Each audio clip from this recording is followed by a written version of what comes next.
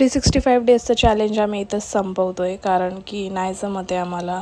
Video editing करायला वेळ भेटत नाही आहे, व्हिडिओ टायमावर पोचत नाही आहे. तर त्यामुळे आम्ही आता म्हटलं आहे नको बास आता.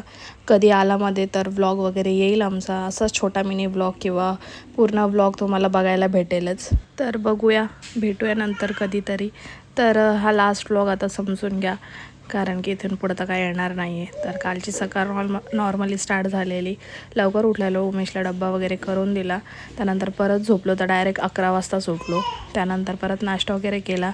मग दुपारी काय नाही, असंच टाईमपास. त्यानंतर उमेश आलेला आणि आज मला जायचं होतं ड्रेसिंग करायला. तर मग मी ड्रेसिंग करायला गेलेलं. इतकं दुखलेलं मला की बापरे, म्हणजे ते एवढीसं दुखणं खूप डेंजर आहे ते नखाचं दुखणं. पण तरी पण ते लंगडा पाय घेऊन मला पाणीपुरी खायची होती, म्हणून मी पाणीपुरी खायला गेलेले.